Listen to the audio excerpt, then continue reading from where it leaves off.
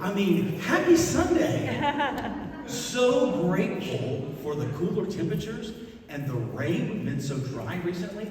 I know my lawn is very appreciative. And so it is just great to have this beautiful weather that we're having. But more importantly, it's great to see all of your beautiful smiling faces and your hearts. Thank you for your presence and being here today. We're going to have a great service today. We've got John singing for us today. We'll get with him in a little bit. But you know, just a few announcements. Unity Church is a praying church, as we all know. And if you have prayer needs today, if you would please fill out a request, you can put them in the back. Well, good morning, Barbara. Hi. Sorry, Barbara Garcia's here. Hey there. Sorry, she had a birthday. Glad you're here. Happy birthday. Okay, she's one of my favorite people. Okay, I gotta get grounded. Hello. Sorry. We are a praying church. If you have prayer needs, please feel free to fill those out, put them in the narthex there. But if you have an immediate need, please feel free after service today. We have several people who would love to pray with you and just help you with whatever your needs are. And it's a beautiful, beautiful thing. Also, I want to give a public thank you to Miss Pat today. Pat, thank you for you and Jessica coming over. She did a lot of lawn work out with the bushes, and we are so grateful for you and coming out and doing that. So yeah, we'll give you a hand for that. Thank you, Pat. And in the next few weeks, we're going to be having a work day to do some hedge trimming and different things like that to continue beautifying the campus here. So be on the lookout for that. We are so grateful for everyone that's here today. And if you're a visitor, if this is your first time, if you would like more information about Unity Church, we'd be happy to share that with you. So just let us know. Happy to do that. Also, what else do we have? Oh, Wednesday night, we have great meditation. And we also have a light yoga at 5:30. So please feel free to come in with that. And with that being said, are there any more announcements that we need to bring to everyone's attention? We're good? All right, let's all stand to our feet together today. We're going to do a greeting. The Christ in me meets the Christ in you, and we work together for the glory of God. Go hug somebody's neck today. Meet a neighbor. Shake hands with somebody. And welcome.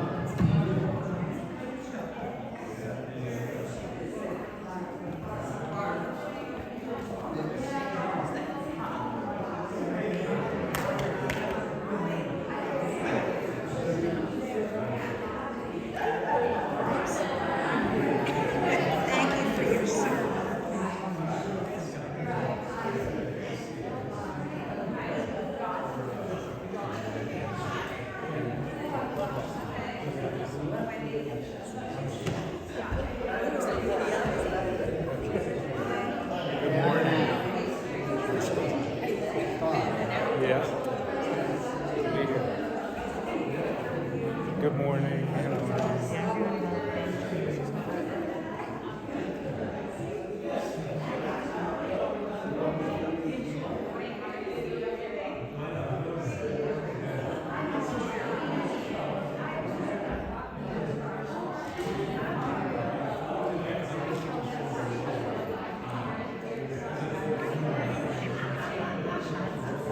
Good to see you.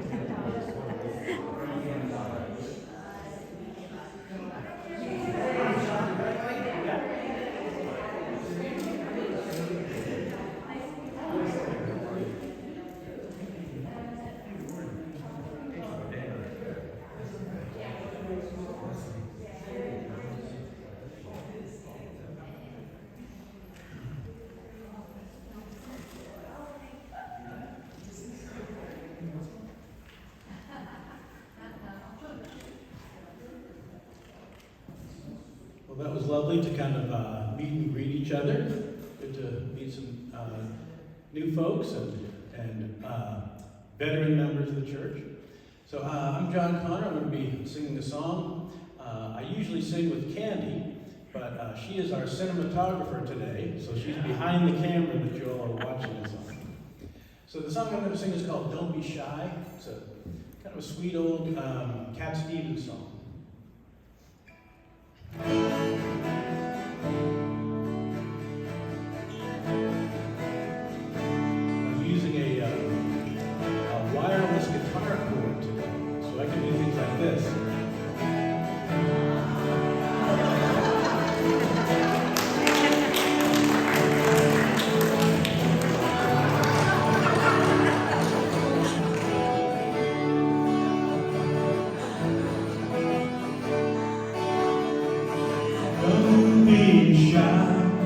Just let your feelings roll on by.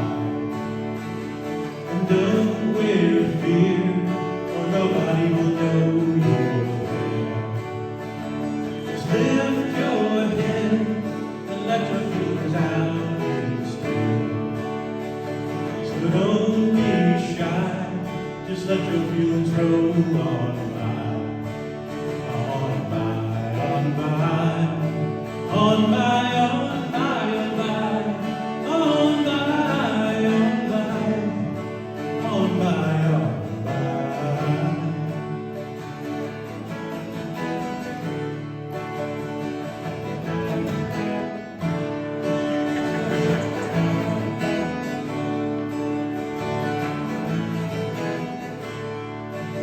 You know love is better than a song.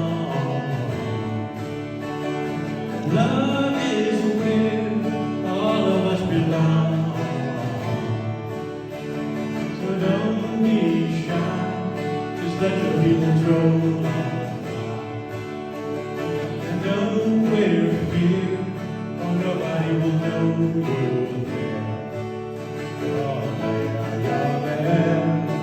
You're there, you're there. You're there, you're there, you're there. You're there, you're there. You're there, you're there.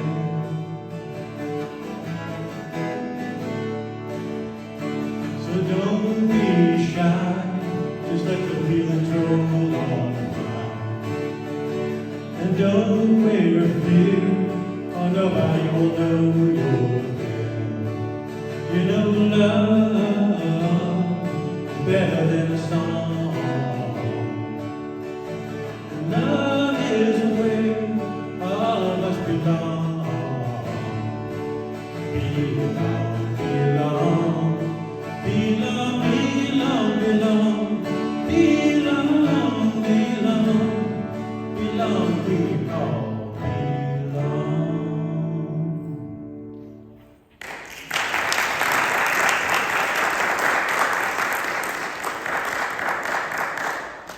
I love the way things are going this morning. It's like spontaneity. This is a place we should come in. We've talked about this, of being happy and leave happy. And if you don't mind, we're not on Zoom, I don't think, today. Would you like to do just something a little different? Sure. Okay, I'm into different. I'm wondering what you're doing here today for. I mean, why? How many? There's only 2 people, I think, that are here, and I found out they're my neighbors, so I can get to know them too. But why you came here and you came back, and why did you come back, and what brought you here? I know if John Pierre was here, he's out. He had surgery, so keep him in prayer. He's doing well, but a friend had been asking him to come to the church for a long, long time. And he kept using work as an excuse. He was a chef, so he had worked at Bermuda Run, and he was preparing food and all this, that, didn't have time to come. But he would come to our little healing group. And so he enjoyed that. But I found out he would look in the window every once in a while on Wednesday nights. And there was a woman up here talking, woman minister. And so he wasn't so sure that that's what he wanted to do.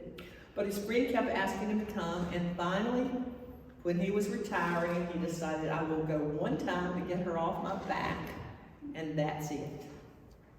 He walked in here, and he's usually here every time the doors are open. He has been for years now. And he said the message touched his heart, is what he knew to be true, and he found what he was looking for.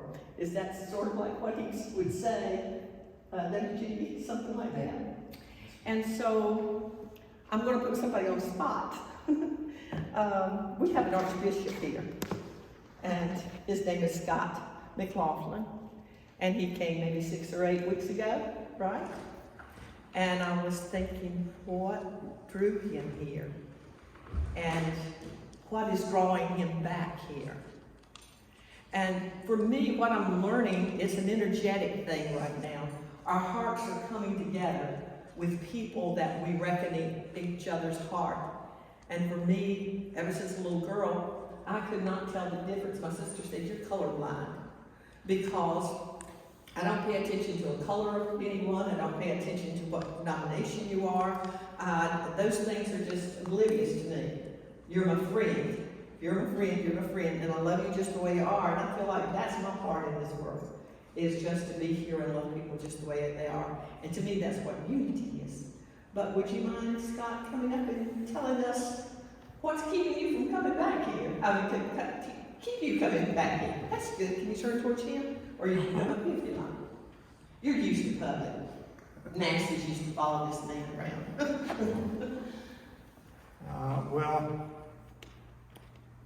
the reason why we came first is because Lake May is very important to me, because in 2019 I had a massive stroke on May 27th, and I was not supposed to be able to speak again or walk again or anything.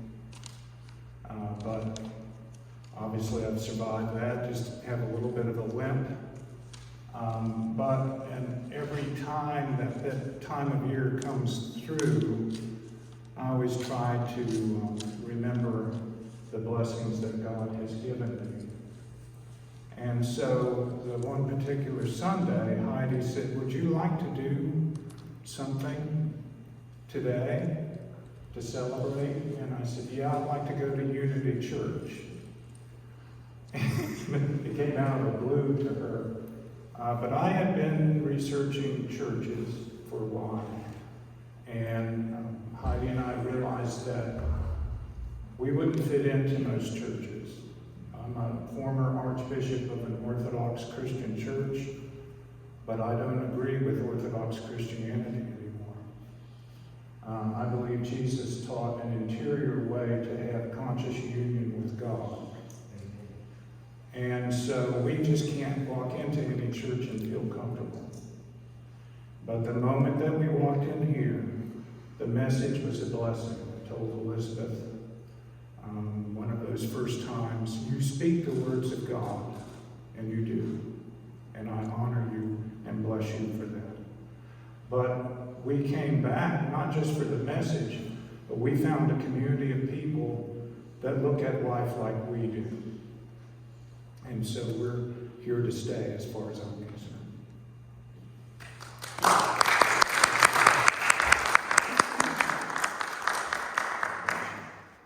How about somebody else? There's just a small group. Don't be shy. What brought you back? Do you mind telling us what brought you back? Oh, no. You want to come up or? Okay. Appreciate it. Hey everybody, my name is Dan. I get nervous talking in front of people, first of all. Makes my heart race. We'll hold it for you. You'll be fine. Just do some jumping jacks quick. Last week was your first time being here, wasn't it? Yeah, last week was my first time. I grew up in an evangelical church. Left that around age 16. Never really felt comfortable there. Can you hold it a little closer? Oh, sure. Is that better? Yes, thank you. So I've always been a seeker, I've always tried to find something I can connect with. Got into drugs and alcohol for quite a while, found a way out of that, and the way that I found some conscious contact with a higher power. And God, my heart's beating so fast. I get so nervous talking in front of people. Usually, after 5 or 10 minutes, I'm good. But so a friend that I know in recovery came to a Unity church and suggested that maybe I like it too.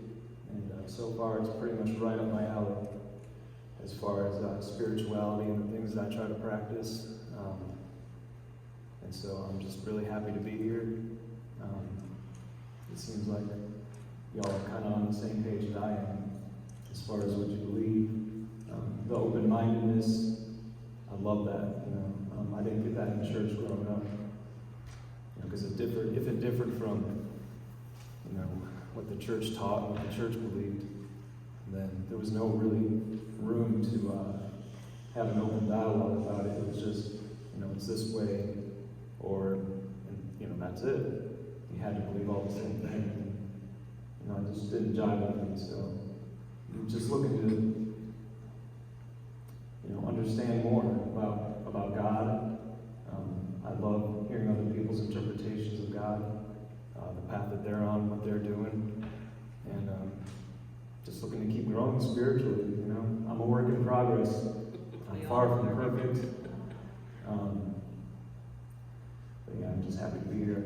Something drew me back, and I think it's just the energy in this room, the love that I feel from you guys, and kind of that open highway towards something else that we're all kind of looking for, I think. So.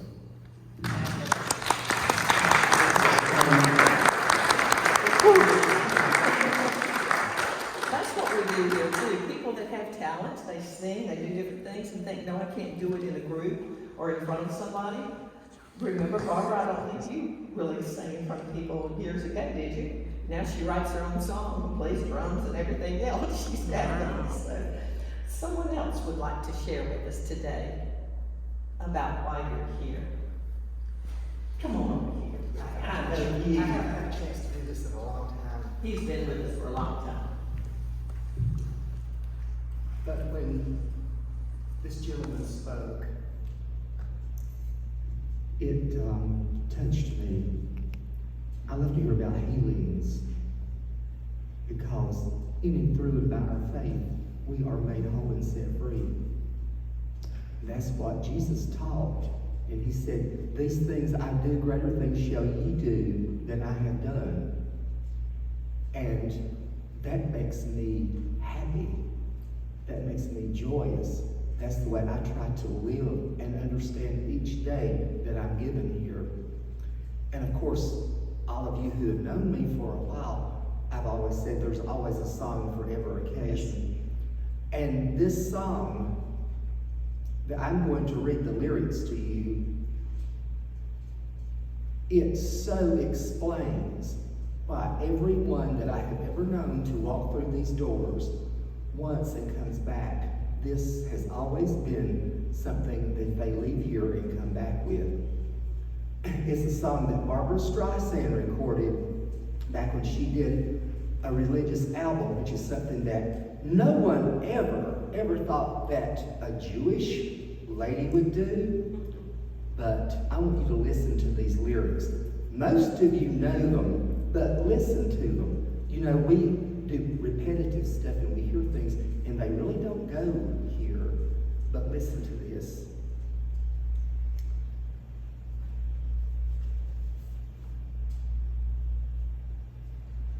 When I walked through the door, I sensed his presence.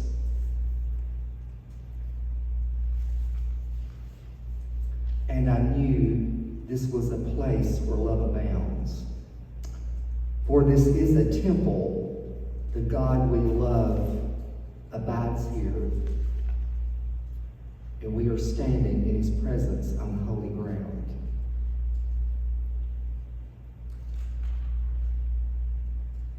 In his presence, I know there is joy beyond all measure. And at his feet, sweet peace of mind can still be found. For when we have a need, God is still the answer. For we are standing in his presence on holy ground. Those are no truer words could ever be spoken of a place, because the family of God is all of you and me. It's not the building that we walk into, but it's the presence that you walk into and find here, because truly it is love, and truly we are always standing on holy ground if we are in God's presence. And we're always in God's presence because God is, and he always is with us. Thank you.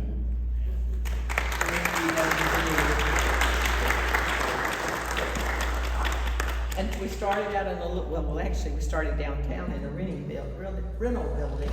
And then we purchased the land and got a little building back here that used to be a little church.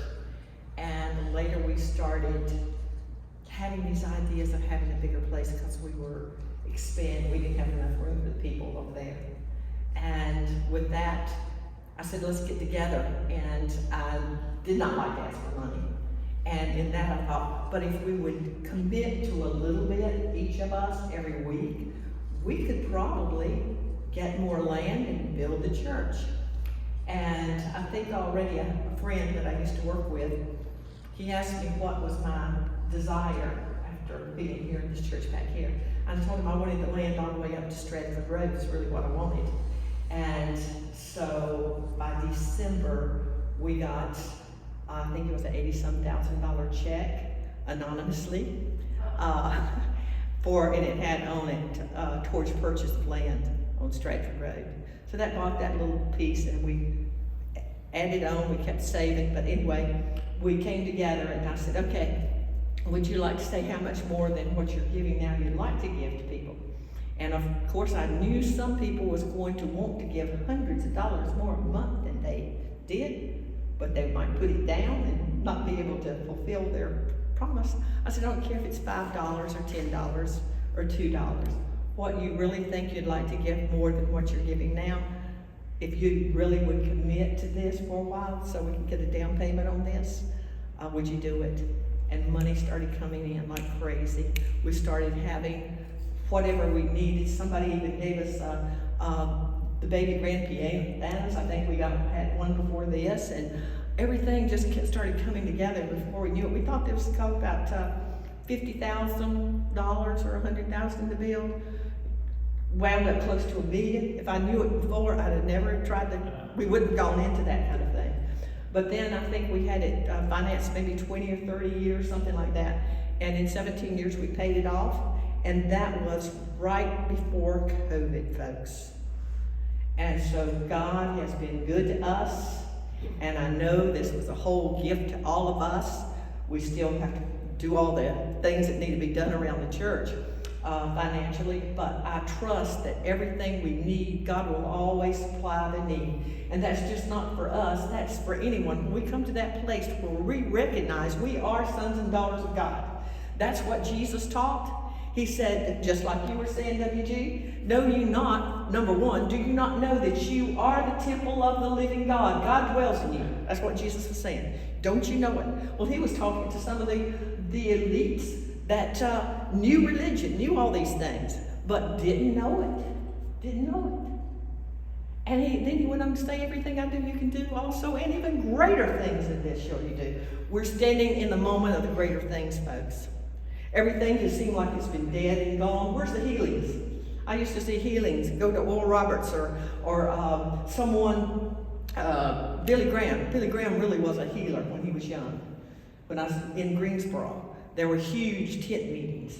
And we had also, there was the polio hospital. A lot of young children were there. And they had polio. Well, he was there, and it was masses of little kids coming down, and they would come to the altar in their little wheelchairs. And I recall seeing angels there.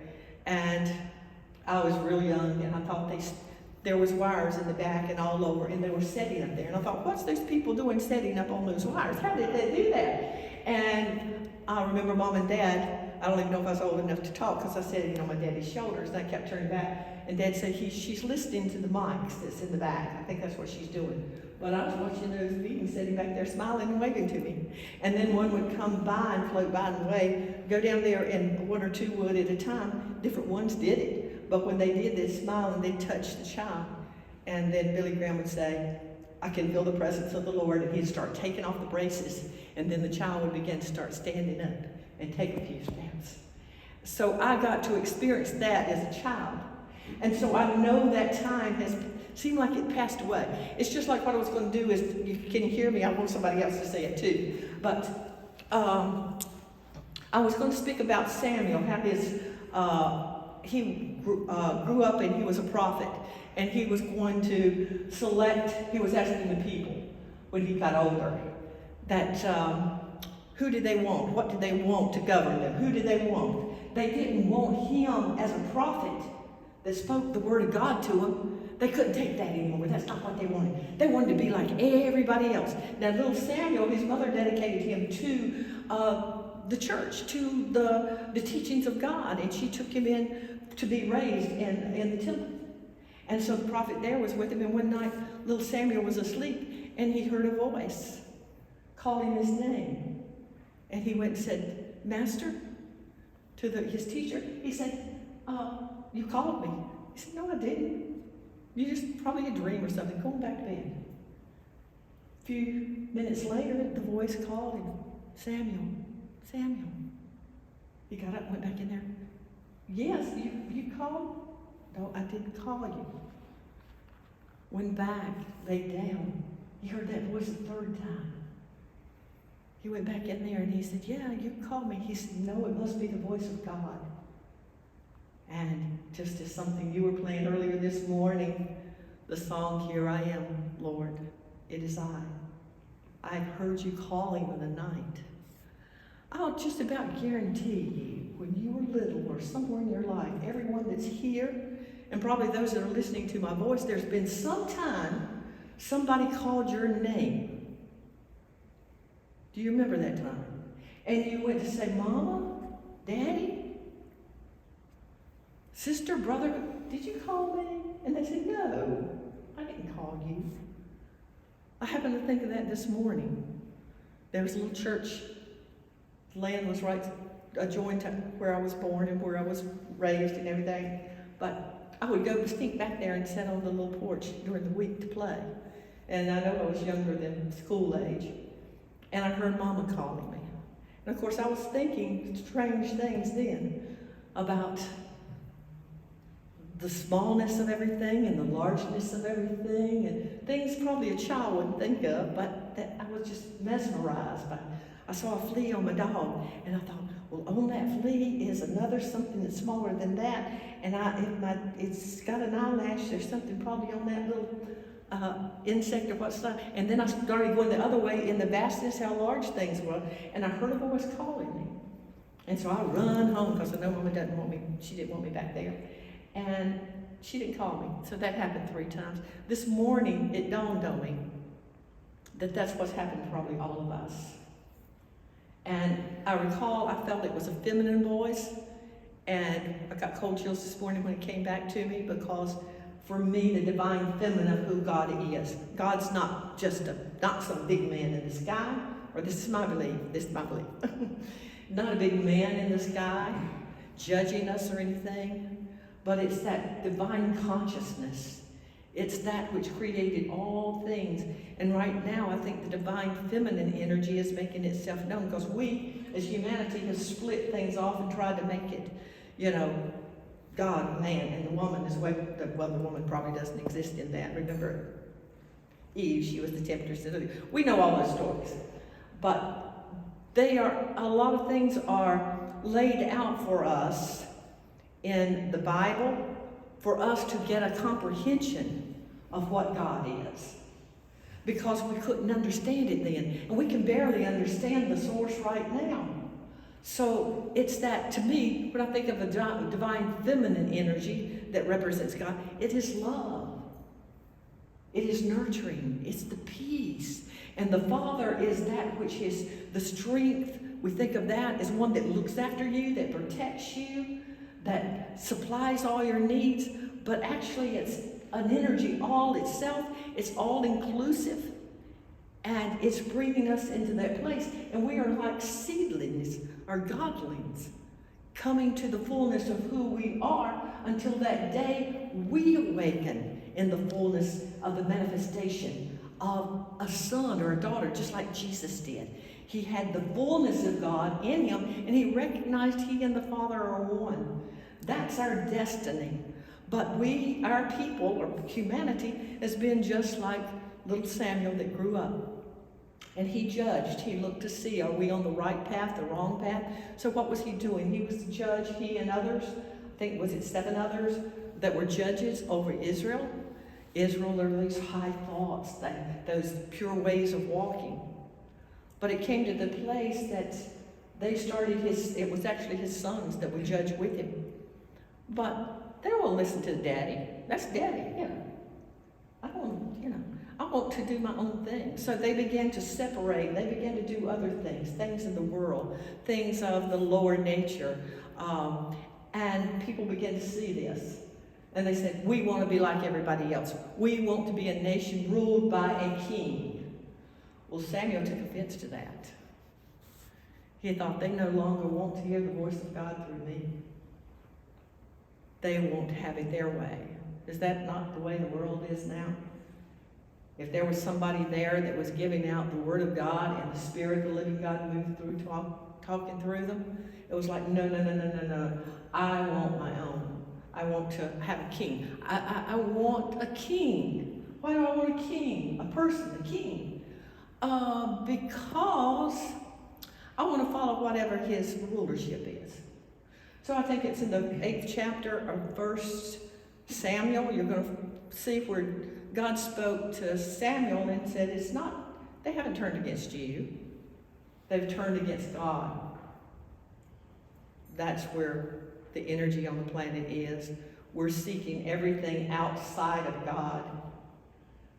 They anointed Saul and Paul. They anointed Saul as king. The people wanted him as the king. Well, he was a wonderful person, but what he did not always go to God for information. He went to a soothsayer. He went to somebody that had psychic abilities, that we would call it in this day and time, to tell him where some donkeys were or something. His father had lost something, and he went to them to try to find it. So he could have gone to his heart. He could have gone to God. He could have gone to someone, a prophet, that really spoke from the heart, but he didn't choose that. So we see the progress of him, Saul being the king, but yet there was someone else that God had really chosen. That was little David was anointed. And so when David was around him, there was at one time, I remember David playing on the harp because Saul was so confused in his mind. When we start playing with always reaching, having to know what's going on and go running here and there for information and doing everything outside of ourselves and not taking time to be still and listen, that still small voice is your intuitive self. It is your Christ self. It is your divine self opening up, helping you to come into the fullness. And to learn to be still and seek that first.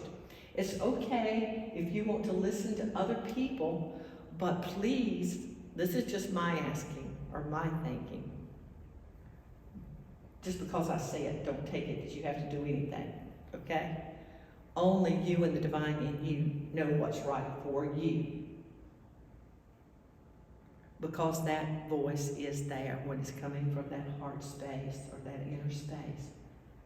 And so, as David began to grow, and the king was getting confused with what do I do. I'm afraid that he became jealous of David because he saw that he was going to grow up and probably take his place as king. He didn't want that. But he had migraines, Saul did, and King Saul. And they were so severe. David played a harp. And he played so beautifully. He would ask that David would come in and play the harp for him. And it would ease him. And he was feeling relaxed, and his headache was going away. And then he picked up a javelin, I believe it was. And he thought, this young man's going to take over my kingdom someday. And he threw it at him. David, I think, jumped out the window and got away. But what it is, we're always fighting inside of ourselves. The war is inside of ourselves. It's not about somebody out there. None of this is about somebody out there. They reflect something to us, so it'll come up. And right now, everything that we've been uncomfortable about in the outer world is something coming up for us to make peace with it and release it. Something that's happening in us needs to be transformed. Be ye transformed by the renewing of your mind. That's the transformation.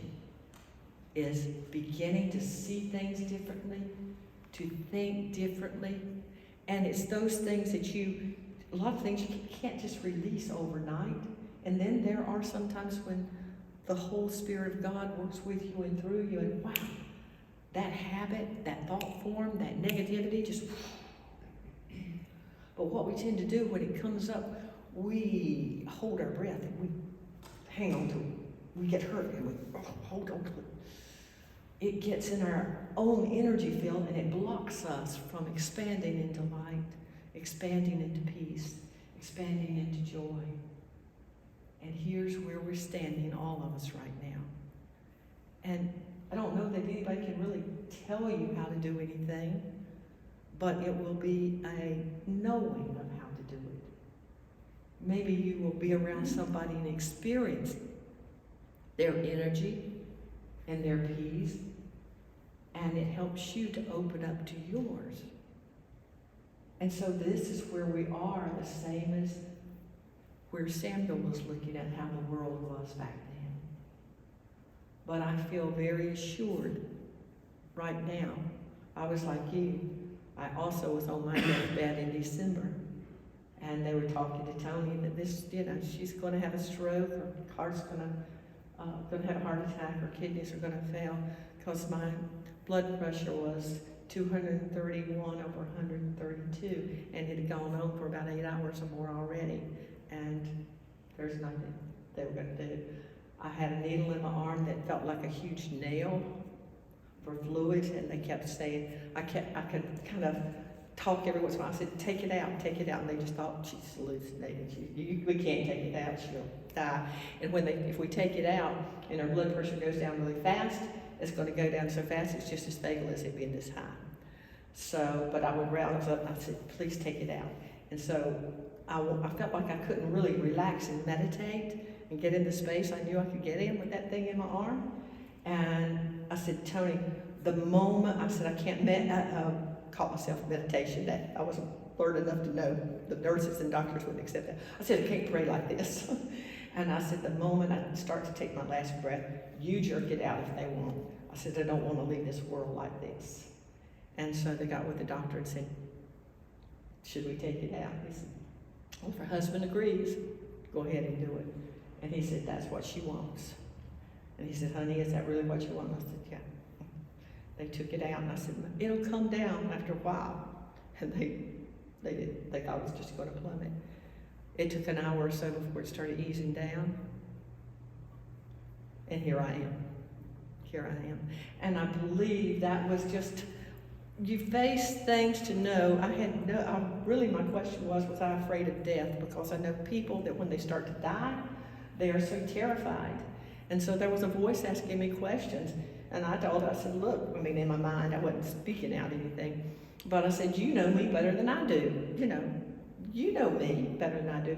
But I went ahead and started talking about what I expected, and it wasn't happening. My mother died when I was 11, Daddy died when I was 17, had a 20-year-old son that died in a car wreck, and all this, and I thought people would be there for me before I got out of my body, and I wasn't seeing that. And I wasn't hearing the music that I thought I would hear. I didn't see Jesus there with me. I didn't see angels, and here I'm lying there talking to this being. And I was like, well, what do you expect? Came back. And I said, whether I'm in the body or out of the body, I know I live. I'm an eternal being. And if I am called out from this, I know that the kingdom of God is within me. So if there's a coming out of this form, then the kingdom will be with me, the music, the angels, or not. But however it is, it doesn't matter. Whether in the body or out of the body, I'm perfectly at peace. And they said, is there any unfinished business? First thing popped up is y'all, the church, and people that come in. And when I glanced at that, it was just instantaneous though. I said, no, there's no unfinished business.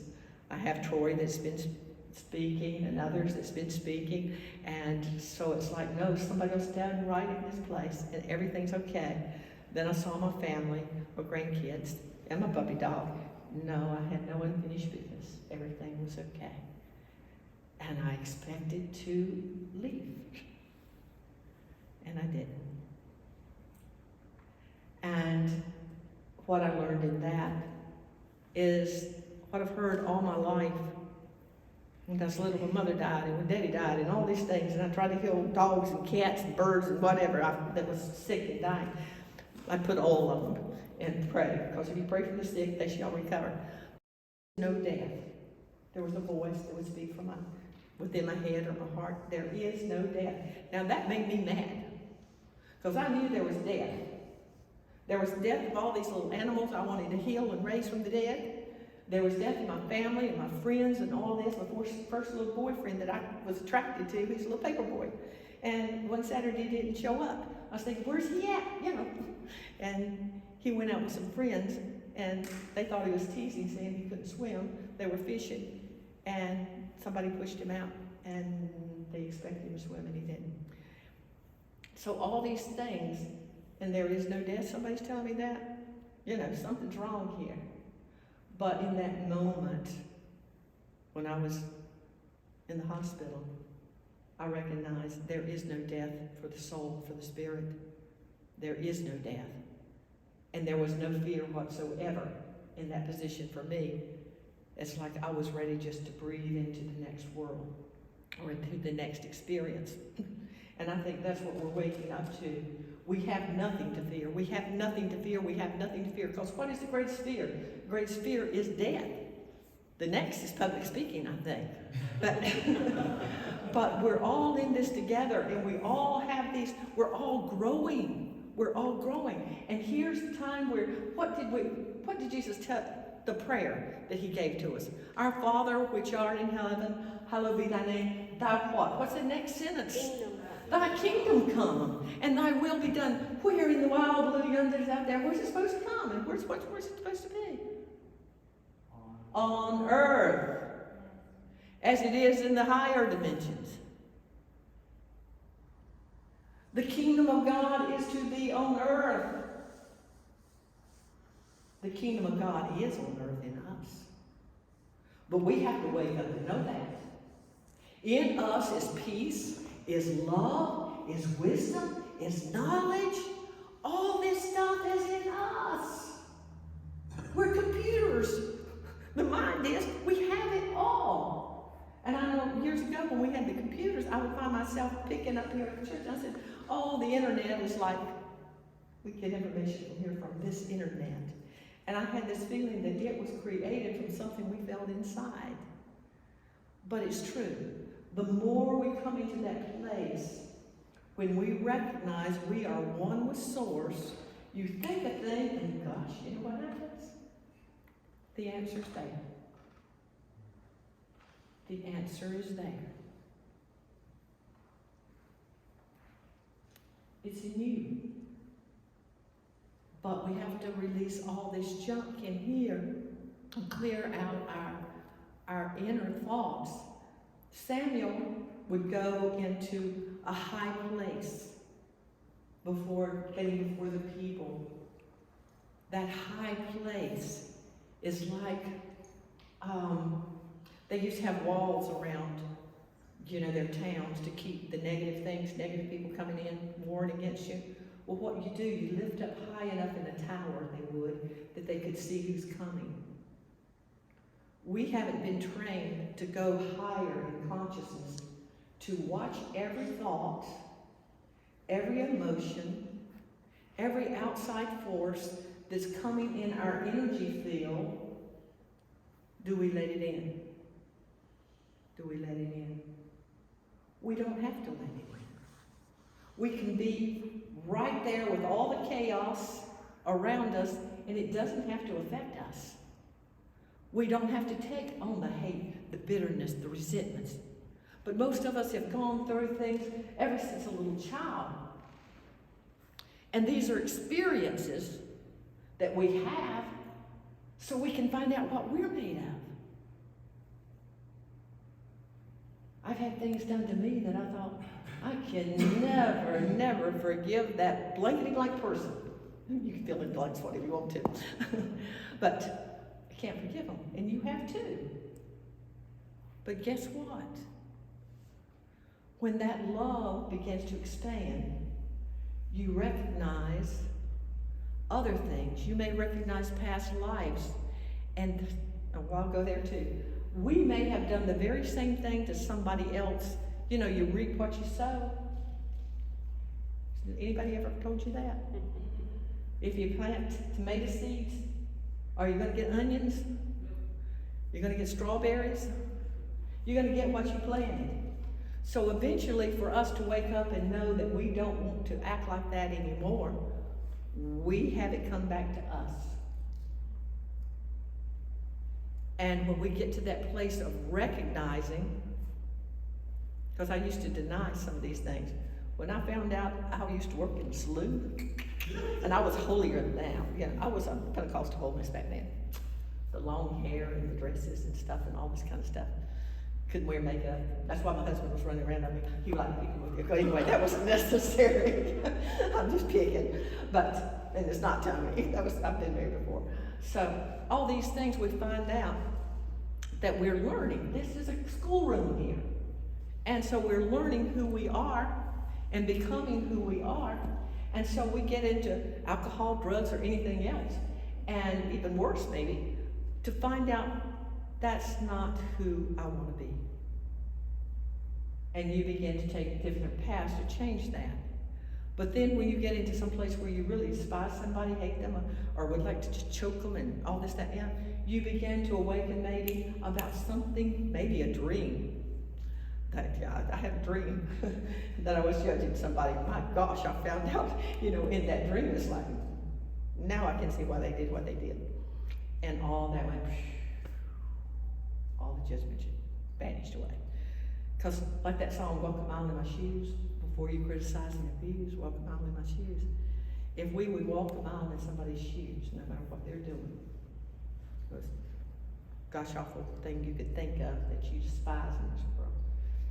If you could know what brought them to that place that they were acting the way they were acting, you would understand. You would understand alcohol and all that. It's covering up the pain. It's covering drugs, covering up the pain. Because we were not taught to bring the pain out and to look at it and discover why it's there. And then no, you can't do anything about this lifetime, what somebody did. But can you let it just like smoke or mist just go through you and just let it go? Don't hold on to it. Breathe through it. Let Spirit breathe through you.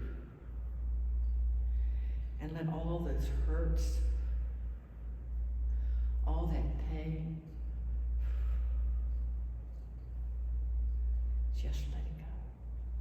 Just let it go. The breath of God is the breath of life. It's the breath of love. Is the healing energy that flows in and through us. And you have the power to receive at any moment. You can be still and know. Be still and know that the I am that's in you, the great I am, is who you are, is a part of you. We may just be a little seedling right now, but as we awaken to that knowing that Jesus said, I pray for all these people, not only those, my disciples and those that are around me today, but I pray for all humanity, that they will know as I know that I am in you and you are in me, and that I am one with you, God, and they are one with me, and they are one with you. May they come to know that. His prayer was not in vain. His requests were not in vain. His teachings were not untrue. We are inheritance. We have an inheritance just as he had an inheritance from God. We also, as sons and daughters of God, are blessed with the inheritance of all that the Father has is ours.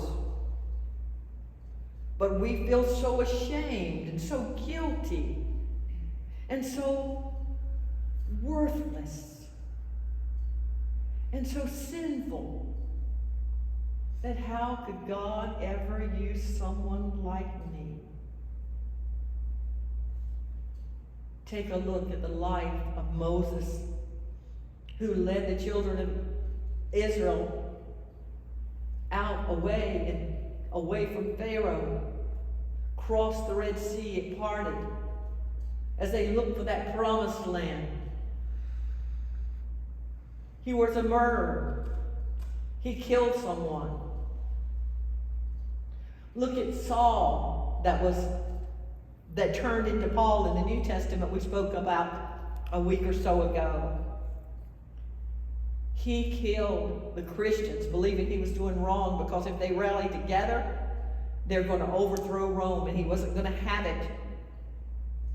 And he went out killing men, women, and children until the light of God, the Christ light, that voice spoke to him, and his life was changed. It only takes a split second to come to the knowledge of the Christ within. Be still and know. Be still and know. And then gather yourself together in one accord, in love and peace, and allow that spirit to begin to unite with all. Wherever you are, I am.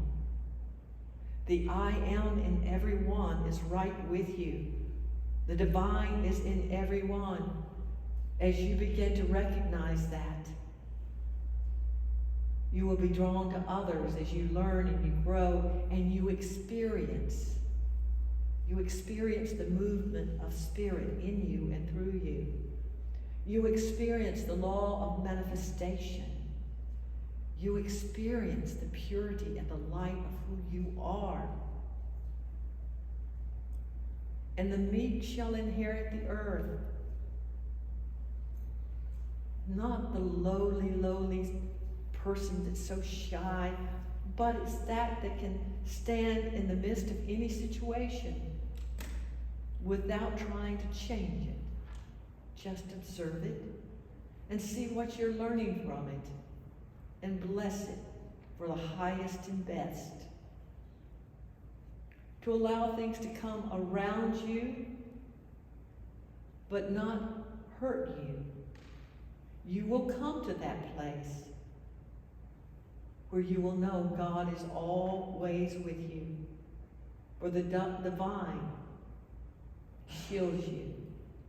Just as little David, when he was a child, stood before Goliath, and he didn't have on arms, he didn't have all the medals and everything that a warrior would have, but he stood there just with his little sling,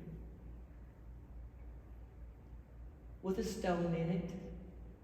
That huge giant with all his armor, nothing showing but the little place in his forehead was open with the armor, had a little place there. And David threw the stone. That stone, to me, represents that place, the stone that the builders rejected, the Christ, the knowledge of the living God. He threw it right at that big giant. It went right through the forehead, and he fell. Going into the forehead, when the Word of God goes into the forehead, it takes down all those huge things in life that no longer serve you. All those negative voices that have been coming against you saying they were going to destroy you. I'm not saying they won't come back and try you and try you and try you. But you will know the power of the vibration of truth can change all things. And that power lies within you, each of you. Discover that pearl of great price. It's the Christ in you, is the hope for all humanity and beyond. And so it is. Peace, love, blessings are yours this day. discover the treasure that is within. Much love to each and every one of you. For I behold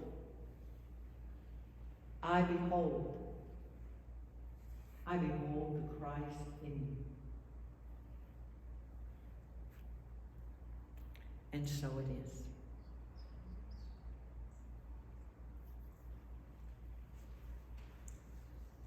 Anyone else want to say anything? I think I took up some time here. I hope it was a blessing. Troy, would you like to sort of close us out while I get grounded? Uh-huh. And then WG, you're going to play? Yes. And we will get together and sing the peace song together before we leave. Okay. Thank you.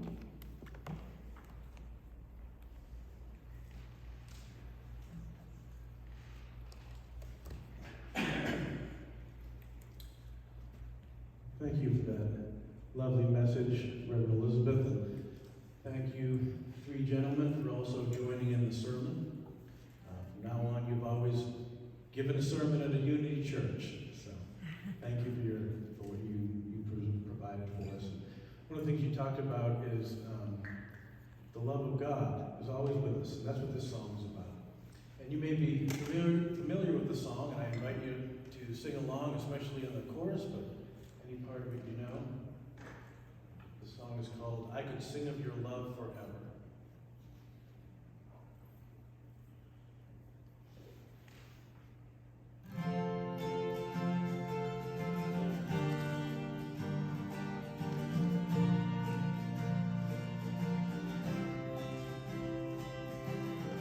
Over the mountains and the sea, your river runs with love for me. And I will open up my heart and let the healer set me free. I'm happy to be in the truth.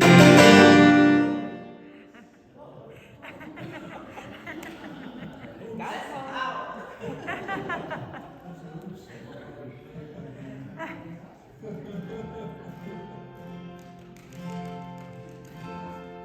Are you hearing that up there? Does everybody have any hearing left? That just woke them up. So AJ, do I need to wait for something or? We don't know what happened. Okay.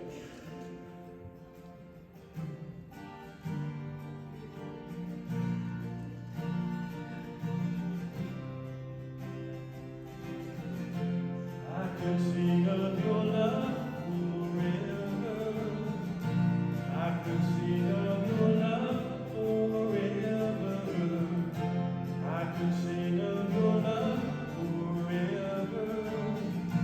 I could sing of your love forever. Oh, I feel like dancing.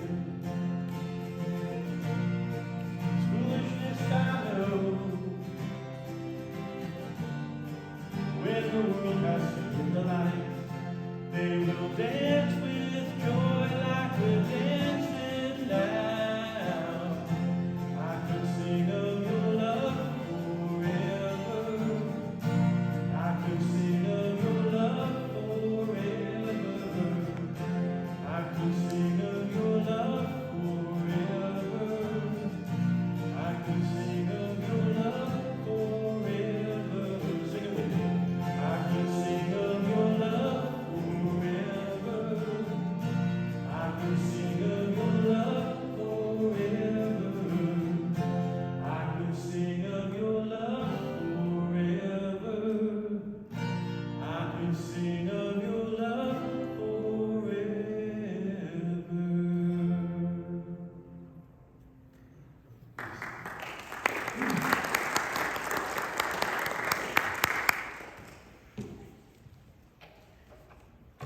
Wow, John, thank you so much. That was beautiful. Actually, one of my favorite songs. Just real quick, I came out of evangelicalism as well. I've been through all of the denominations trying to find what I was searching for, and I found what I was looking for here. The thing that drew me back to this place was a beautiful love. the beautiful unconditional love that God has for each and every one of us in this beautiful community that's here. And if you're searching for a place, Unity Church can offer that. I just pray that you would reach out for that. Now we get to come to probably one of my most favorite times of the service, and that's giving. Pastor Elizabeth, you spoke earlier today about how you went out on faith to purchase the land to build this building, and God was always so faithful in doing that. And you know, being brought up, just a personal story real quick, you know, we were forced to give. Bless God, you got to give 10% or whatever you bring in, or else God's not going to bless you. Well, I don't know if it's because I got older. It was like, you're not going to tell me what I need to do, all right? Now, I don't know if that was pride or what it was, but my view on giving really changed, because when I started giving out of a heart of love, because I wanted to give, not because I was told to give, wow, the most remarkable thing happened. Whatever I gave out, it came right back to me. And not only did it come back, but like more came back. And I was like, oh, well, that's interesting. Well, all right, God, well, maybe if I give this, what would you do then? And he's like, oh, Troy, guess what I'm going to do? Whoop, and it came, and I'm like, holy cow, this is amazing. Now, it's not a game. It's not like, okay, I give to get. It's not a game at all. I give because I get to give, because I want to give. And I encourage you today, church, to just look inside. And if there's something that you would like to give, whether it's $1, whether it's $5, whether it's $500, whatever God urges you to put on your heart and give, I pray that not only is it a monetary gift that you give, yes, to keep the lights on and to continue doing the ministry that we do, but it's so much more. It's your time, it's your talents, it's the effort, it's everything that you do. So it's not all about money. Money's appreciated, and we appreciate your giving, because God will bless you for that. But I just pray that you would think in your heart, think in your mind, okay, Lord, what do you want me to give today? And I pray that you would different things. Say again? Someone to work with the Zoom or to recording and all those kind of things. Oh, yeah. You're in need of that. That's giving too. So when you volunteer your time, that's giving as well. So God will bless all form of what you give, even if it's just as easy as giving love to those who need it. That will come back to you. So we're going to have our ushers. Bill, I think you and I, we're going to do the offering today. All right? So if you'll come up, we're going to bless what we have to give today. So if you will, stand to your feet real quickly. We're going to bless this as WG is going to bless us with his beautiful ministry as well. And I think it goes something like this. Divine love through me bless and multiplies all that I have, all that I give, and all that I receive, and I am grateful. God bless you. Thank you.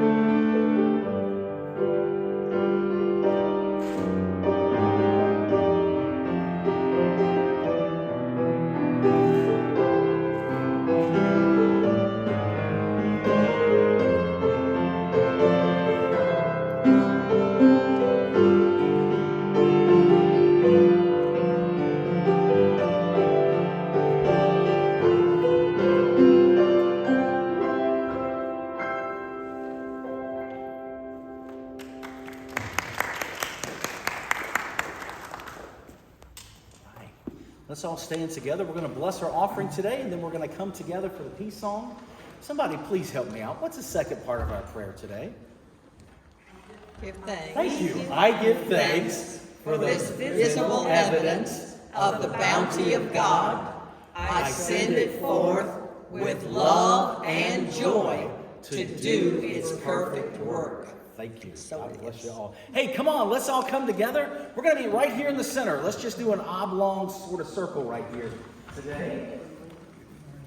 I'm going to get back here so I can catch it when they walk in. As we do our closing peace song today, God bless each and every one of you for being here. We hope you have a fantastic week. We'll see you next Sunday. And you know what? Bring a friend. We can double our size next week. That'd be awesome. All right, WG.